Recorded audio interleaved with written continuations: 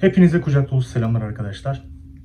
Bugün içimden böyle bir şeyler anlatmak geldi. Öyle içimdekileri dökmek istedim. Güzel bir içerik olacak anlayan kesim için.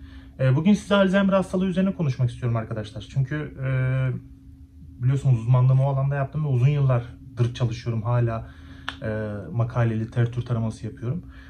Benim için hassas bir hastalık türü ve seviyorum bu hastalığı. O yüzden bildiklerimi size anlatmak istiyorum. Eminim hoşunuza gidecektir. Hazırsanız başlayalım. Evet, girişte de bahsettiğim gibi Alzheimer hastalığı arkadaşlar. Bilmiyorum, inşallah çevrenizde yoktur, olmayacaktır. Ama yaşayanlar bilir.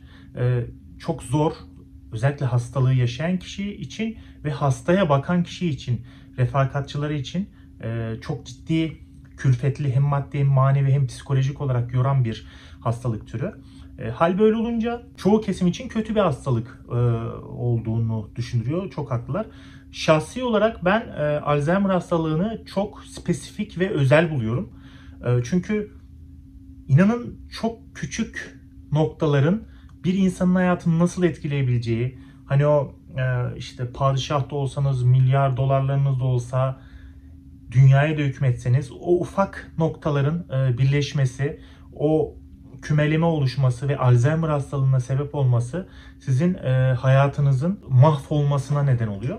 Alzheimer hastalığı, evet, işte genetik faktörler, çevresel faktörler, işte stres kaynaklı, radyasyon falan filan diyorlar ama biz literatüre baktığımızda iki önemli husus üzerinde duruyoruz Alzheimer hastalığı için. Birincisi amyloid beta plak oluşumu, ikincisi tau hiperfosforilasyonu dediğimiz noktalar. Ben üçüncü olarak mitokondriyal disfonksiyonun da değerlendirilmesi ve bununla ilgili çalışmalar yapılması konusunda bir takım şeyler yazdım.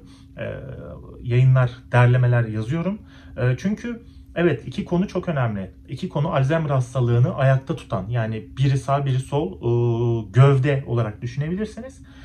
Ama mitokondriyal disfonksiyon, yani mitokondrinin zarar görmesi de Alzheimer ile birlikte bir sürü nörodejeneratif hastalıklar, kanser ve çeşitli hastalıkların, işte kardiyovasküler hastalıklar, böbrek yetmezliği, akciğer gibi birçok hastalığın oluşmasına sebebiyet veriyor.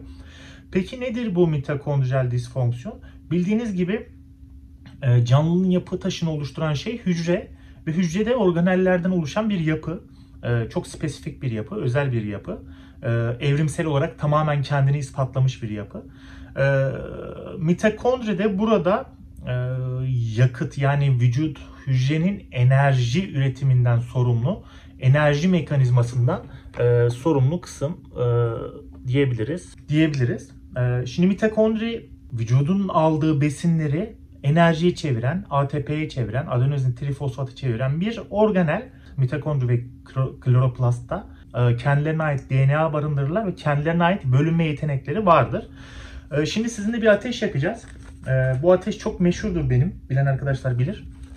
Bu ateşi yaktığımızda siz işte takviye aldınız, magnezyum, işte koenzim Q10 aldınız, işte kalp hastasınız ya da yaşlanma karşıtı şeyler kullanıyorsunuz ya da kanser hastasınız, X şeysiniz, şusuz busunuz, aklınıza gelecek bütün hastalıklara aslında nasıl etki ettiği ve nasıl temel mekanizmanın oluşturduğunu bu görselle şimdi göreceğiz. Çok basit bir görsel. Biraz kaba bir tabir olacak ama hiçbir şey bilmeyen, hiç tıbbi terim bilmeyen arkadaşlar için bile öğretici olacaktır. Şimdi arkadaşlar, kazan kaynatacağız sizinle. Şöyle güzel bir kazan çiziyorum. Bu kazanın ismi organelimiz, yani mitokondrimiz, tamam mı? Şuraya yazıyorum mitokondri. Bu kazanım güzel bir su var, tamam mı? Altına benim bu kazanı kaynatmam için odun gerekiyor. Odun da günlük aldığımız besinleri ekleyebiliriz arkadaşlar. Ne olabilir işte? Karbonhidrat, yağ, protein. Bunlar bizim odunlarımızdır. Bir de bizim odun var, kazan var, su var. Bunu yakmak için bir de çakmağa ihtiyacımız var. Güzel bir çakmak. Arkadaşlar, bu çakmağın yerine siz birçok şey koyabilirsiniz. Bunun içine magnezyum koyabilirsiniz. Bunun içine koenzim Q10 koyabilirsiniz. Birçok tetikleyici, kıvılcım çıkartıcı element koyabilirsiniz. Ve oksijen. Oksijen olmazsa olmazımız. Oksijen, çakmak ve odun var. Ve ateşi yakıyorum. Kazan kaynamaya başlıyor. Fokur diyor, fokur diyor, fokur diyor. O fokurtuların, dumanların, işte o kabarcıkların ismini arkadaşlar biz ATP diyoruz. Adenozin trifosfat.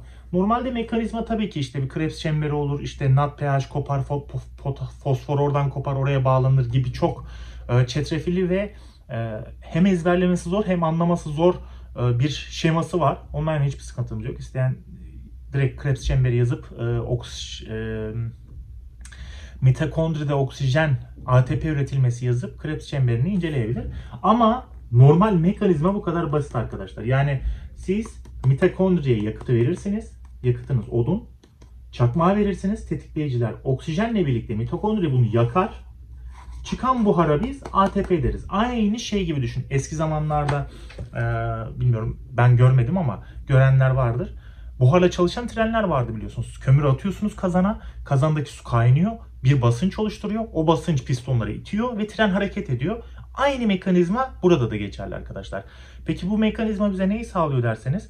Hücre yenilenmesi, hücrenin yeni hücre üretmesinin tetiklenmesi, hücrede yaralanma varsa, zarar görme varsa onun düzeltilmesi, işte mesaj gönderilmesi, salınılması, yeni işte hangi hücrenin nereye gideceği, hücre arası iletişim, yani hücreyi ilgilendiren tüm noktanın kaynağı bu arkadaşlar. Vücudumuz bu mekanizmayı yapmayı bir kere bırakacak. Bıraktığında da maalesef her şey bitmiş olacak. Öldüğümüzde arkadaşlar bu mekanizma yapılmıyor. Peki nedir mitokondriyal disfonksiyon? Mitokondriyal disfonksiyon, yani dis bir olumsuzluk eki, fonksiyonunu yerine getirememe olayı. Mitokondri bu görevini yerine getiremezse enerji üretemez. Hücre de enerji üretemezse siz trene, buharlı trene ne kadar kömür atarsanız atın, ya su yoktur, ya kaynamaz kazan patlamıştır, hava kaçırıyordur. Onu ilerletemezsiniz. İlerlemeyince de bir yere gidemezsiniz. Aynı şekilde düşünebilirsiniz. Mitokondrinin zarar görmesi, hücre yenilenmesi, hücrenin zarar gören kompartmanlarının düzenlenmemesine sebep olacaktır. Gerçekten Alzheimer hastalığında maalesef biraz göz ardı edilen kısım. Çünkü işte ders kitaplarına bakıyorum. Çok basit şeyler üzerinden anlatılıyor. İşte şu olmuş, bu olmuş, şu buradan kokmuş, işte amiloid prokürsör proteini şuradan yanlış kesmiş, amiloid beta birikmiş. Evet, çok doğru. Mekanizma çok gerçekçi. Ama o prokürsör proteinin kesilmesi işlemi bir enerji kaynağı. O prokürsör proteinin yanlış kesildikten sonra temizlenmesi işlemi de bir enerji kaynağı. Vücudumuz bunu sürekli yapıyor. Sürekli yanlış kesiyor. Vücudumuzda sürekli yanlış giden şeyler oluyor arkadaşlar. Yani sizin RNA ve özellikle DNA replikasyon, DNA diziliminizde biliyorsunuz işte adenin, sitozin, guanin, timindi sanırım, dizilimlerinde farklılıklar olması sizin işte farklı gen yapısının farklı, işte o mesela atıyorum ki kolunuzun ya da parmaklarınızın 5 parmak olması anlamına geliyor. Ama siz o gen dizilimini yanlış yaptığınız için atıyorum 4 parmağınız oluyor gibi genetik faktörler ortaya çıkabiliyor. Ve vücudumuz bu dizilimi sürekli kontrol ediyor. Hani hatırlarsınız, gerçi özel üyeler için yaptığım bir videoydu da kinezin adında bir şey var. Burada da hatta görseli duruyor arkadaşlar. Dinein ve kinezin adında 2 protein var. Bunlar sinir hücresinde de bulunur, normal hücrelerde de bulunur. Sinir hücresinde şurada görüyorsunuz bir yapıyı, kullanılacak yapıyı alıp bir noktadan bir noktaya taşırlar. Aynı şekilde DNA üzerinde de herhangi bir genetik kodlanmış ya da bizim yapısal faktörümüzü etkileyecek konulardaki süreçlerde bu yapılar sürekli gezer ve kontrol eder. Bakarlar, yanlış var mı? Yanlış varsa düzeltelim. Ama bazen yetişemiyorlar. Çok haklılar. Yetişemediği gibi durumlarda hastalıklar ortaya çıkıyor sevgili dostlar. Şimdi şöyle, Alzheimer hastalığının sebebi gerçekten şu an tam olarak bilinmiyor. Yani kimse şunu diyemiyor. İşte bak şudur, şu sebeple bu olur. Birçok ilaç kullanılıyor. Kullanılan ilaçlar sadece hastalığın ilerlemesini yavaşlatmak, durdurmak değil, yavaşlatmak adına genelde asetilkolinesteraz inhibitörleri vererek o sinapslardaki asetilkolinin geri alınmasına yardımcı oluyorlar. Bu sayede de hastalığı yavaşlatmaya çalışıyorlar. Şimdi bir sinir hücresi çizmek istiyorum ben buraya. Çok basit bir sinir hücresi. Akson, dendrit, gövde, işte miyelin kılıf. Şimdi arkadaşlar bu bir sinir hücresi, tamam mı? Çok basit bir sinir hücresi. İki şeyden bahsetmiştim ya, amyloid beta plak ve tau hiperfosforilasyonu. Amyloid beta plağı ilgilendiren kısım çekirdek kısmı arkadaşlar. Yani sinir hücresinin gövde kısmı. Diğer tau hiperfosforilasyonundan sorumlu yerde burası arkadaşlar. Tau'yu buraya, amyloid beta'yı buraya yazabiliriz. Nedir bunlar diye soracak olursanız şu şekilde anlatmak isterim size. Şimdi amyloid beta plak, amyloid beta proteini, prokürsör proteini bir protein yapısı arkadaşlar. Ve sinir hücresinin iletiminden sorumlu diyebiliriz. Ya da işte böyle bir mesaj, yani bir nedene dayalı bir protein kendisi. Hani şu an tam şu sebeple şuna etkendir diyemiyoruz. İşte yeni sinir hücresi üretimini diyebilirsiniz. Hasarlı sinir hücresinin onarımı diyebilirsiniz. Amyloid beta amyloid prokürsör proteinin böyle bir özelliği var. Amyloid prokürsör proteini şöyle X şeklinde çizebilirsiniz arkadaşlar. Bu X şekildeki kısmın şurası mesela bir sinir hücresi ve bunun X olması gerekiyor değil mi? Amyloid beta prokürsör proteini bunu tam üretiyor ve şuradan kesiyor. Tamam mı? Bu kesen kısım burası farklı bir yer için kullanılıyor. Burası gidiyor, buraya bağlanıyor ve X oluşturuyor. Buradan yeni sinir hücresini oluşturuyoruz diyebilirsiniz. Fakat bazı durumlarda sebebi henüz bilinmeyen bazı durumlardan ötürü bu kesilen yer bazen tam ortadan olabiliyor, bazen farklı yerden olabiliyor ve ihtiyaç olan bölgeye uymuyor. Evet, bir tanesi uymayabilir, iki tanesi, 3, 4 milyon, milyar artık orada bir çöplük oluşturmaya başlıyor arkadaşlar. Bir yumak oluşturmaya başlıyor. Hani böyle anneleriniz bir şey ördüyse bilirsiniz. Böyle sarar artık şey yapar, böyle bir yumak olur ya. Aynı o şekil yumak düşünün. Şimdi bir sinir hücresi var. Burada bir sinir hücresi var diyelim. Ama burada bir yumak var. Ölü bir doku, yapı. Doku demeyeyim, ölü bir yapı. Şimdi buradan bir sinirsel nörotransmitterlerin geçmesi, sinaptik aralıktan nörotransmitterlerin geçmesi mümkün mü? Değil. Geçmiyor, geçemiyor. Bu sebeple siz özellikle yeni, güncel bilgilerin hatırlamaması, işte ben neredeydim, bugün günlerden ne, hangi mevsim, saat kaç, işte bu kim, şunu yüzünü tanımıyorum, evim neredeydi, beni köye götürün, işte Allah korusun ölen eşi, kardeşleri hakkında, onlar ölmedi, buradalar şeklindeki söylemler ya yeni bilginin oluşmamasına sebebiyet veriyor. Amyloid beta plağın yaptığı şey bu. Burayı ilgilendiren bir kısım. Tau nedir? Arkadaşlar tau'nun görevi şudur. Bu gövdenin içinde bildiğiniz gibi destek elemanları var. Bu destek elemanları sinir hücresinin rigid bir şekilde, düzgün bir şekilde durmasına yardımcı oluyor. Tabii ki burada glial hücrelerde destek oluyorlar sinir hücresine sağlı sollu. Ama tau bir protein ve sürekli destek elemanlarını tetikleyerek sinir yapısının düzgün bir şekilde ilerlemesini sağlıyor. Peki ne oluyor?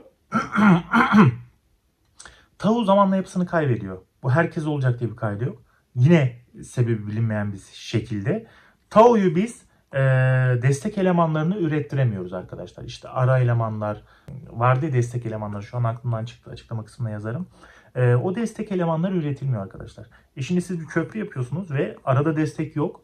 Zamanla yük biniyor, bir şey oluyor derken bu yapı buradan kopuyor. Bildiğiniz kopuyor. Hani böyle parçalara ayırıyor. Hani uzayda bir uzay gemisi ya da işte herhangi bir modül patlar, böyle yavaş yavaş parçalara ayrılır, dağılır ya. Aynı o şekilde dağılıyor. Hal böyle olunca ne oluyor? Buradan bir ileti geldi diğer sinir hücresinin aksonundan. Buradan geçti. Buradan boşluğa dağıldı. Diğer sinir hücresine, sinaptik aralığına gönderilemedi. Bu yüzden de Alzheimer hastalığı oluşmaya başladı. Birinde amiloid beta plakta yumak oluşur. Tau hiperfosforilasyonu da özellikle sinir hücresinin yapısı bozulur, kopar, dağılır ve ortada bir sinir hücresi kalmaz. Yani şey gibi düşünün, İstanbul'da olanlar bilir, Avrupa ve Anadolu yakasını bağlayan bir köprü var. Hatta 3 tane köprü var. Birinden bahsedeyim. Bu köprü ortadan kaybolursa Asya'dan Avrupa'ya geçişimiz zor olacak, geçemeyeceğiz. Böyle olunca siz buradaki bilgiyi kullanmak için bu yolu kullanamıyorsunuz. Hal böyle olunca da unutuyorsunuz ve Alzheimer hastalığı, demans dediğimiz olay ortaya çıkmış oluyor arkadaşlar.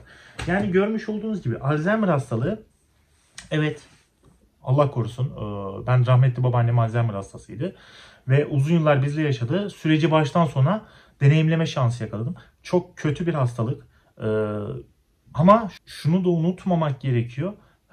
Ya üzülüyoruz. Bazen çok şeyler yaşanıyor işte. Başımıza gelmeyen olaylar geliyor, dertleniyoruz, sıkıntılar oluyor, şusu busu. Bunların hepsi gördüğünüz gibi ufak bir kliye bağlı. Yani o ufak tetikleme her şeyi bozabiliyor arkadaşlar.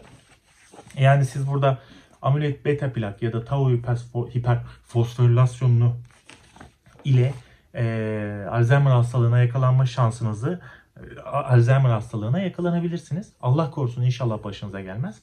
Ama şu anlık bir tedavisi yok. Ben bulacaktım ama işte ülkede destek çıkmadı kimse. Yarıda kaldı. Neyse, bu. Yorumlarınızı bekliyorum. Lütfen yorum yapın, beğenin, takip edin. Takipte kalın. Güzel bir konu. Özellikle seven arkadaşlar, nöroloji kısmına, nörobilim kısmına hayran arkadaşlar için iyi bir derleme olacaktır.